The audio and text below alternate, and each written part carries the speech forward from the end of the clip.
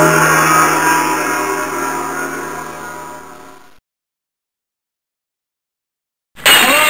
and welcome to Sinomania for the week of March 17, 2007. Happy St. Patrick's. Chinese shares continue to make up lost ground. We look at the numbers and some interesting price movements in the wrap. IPO news, a week debut and a delisting, slow down new issues. And a preview of what to expect from this year's National People's Congress with big changes on how China and Chinese invest their money. China's National People's Congress is in session right now, and Tuesday begins the debate on what may be two incredibly important and revolutionary new laws. One to establish a legal definition of private property, another to equalize corporate taxation of foreign and domestic companies in China. The vote will happen on Friday, March 16, before the closing session of Congress. I'll have an in-depth look at the work of the NPC in next week's show. One idea that is green-lighted is the creation of a national investment company modeled on Singapore's Temasek. The creation of an investment arm under Finance Ministry is a direct result of the policy, discussed in earlier segments of this program, of diversifying how China manages its ever-growing foreign reserves. It is unlikely that there will be any direct impact on the buying of United States debt, for example, as mentioned by Treasury Secretary Paulson. Treasury Secretary Paulson seems little troubled by this change, secure in the knowledge that Japan will always be there for America and probably remain, for some time at least, the primary lender to the U.S. government. Another idea is to allow Chinese individuals to convert their yuan holdings into foreign currency and directly invest overseas. Agence France Presse reported that such a move is being looked at by the all-powerful State Administration of Foreign Exchange, or SAFE. The director of SAFE, Hu Xiaolian, is quoted as saying that Chinese companies will be encouraged to issue corporate bonds, including denominated in foreign currencies. Hu Xiaolian is a rising star in national politics and increasingly one of China's most powerful women. Come back next week for a full look at this year's legislative session in China.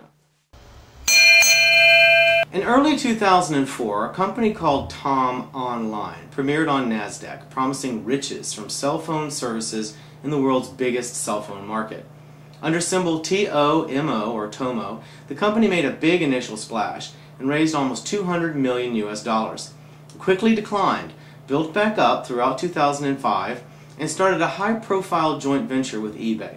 But TOMO peaked early last year, and with new regulatory changes in China's mobile phone business, its revenues began to sink, and the stock along with them. This Monday, TOMO was the market leader with an almost 27% gain, but that was due to the buyback price of $15.56 from its parent, the Tom Group, which plans to buy back the stock and delist the company. Tom is primarily owned by Li Ka-shing, Hong Kong's richest man, who no doubt hopes to stop the bleeding and reinvent the company, perhaps through its languishing eBay project, Tom Skype, an internet phone service. An update on our IPO report on Xinhua Finance Media. The company debuted Friday on NASDAQ with symbol XFML. XFML opened at 13 but fell instantly, declined again on Monday, almost 5%, and ended the day trading at $10.80. It was the weakest debut of the year to date on Wall Street and no doubt reflects uneasiness in Chinese equities given the roller coaster performance so far this year.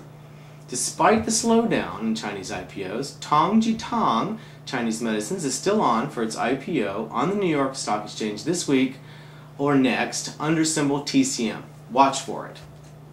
Beijing Automobile Industry Holding, a state-owned firm with partnership agreements with Daimler, Chrysler, and Hyundai, is looking to list as an IPO sometime in the near future, but will probably float its auto parts businesses as a separate IPO first. No more details at this time, but it shows the continuing consolidation among auto companies in China. In a related note, Shanghai Automotive and First Automobile Works Group both say they are not pursuing a possible purchase of Chrysler, but have been mentioned as in talks with Daimler Chrysler along with Chery Automobiles as recently as March 8. Most analysts inside and outside China say it is highly unlikely a Chinese company will make a play for Chrysler.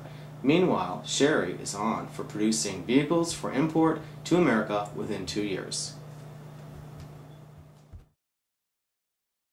Delicious.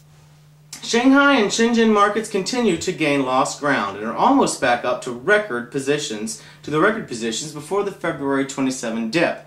Both markets are up slightly at the beginning of the week. The Shanghai Composite Index closed at 2,955, up a little more than 0.5%, while the Shenzhen Component Index closed at 8,131, down 0.19%. Charts for both the indexes are located at the top of the Sinomania China ShareWatch webpage. The Shenzhen Composite Index closed at 769.9 and is getting tantalizingly close to its record high of 776. Chinese markets overall remain well above their January 4 start. Positive price movements of note include Tom Online, mentioned earlier, and Trina Solar, up over 9%. Trina Solar is now part of NASDAQ's Clean Edge Index that focuses on renewable fuels and alternative electricity generation. Comtech Group, up over 7% on an analyst upgrade by W.R. Henbrecht, and on the downside, ASAT Holdings, down almost 10% on lower revenue growth. May the luck of the Irish be with you on St. Paddy's Day. I'll see you next week.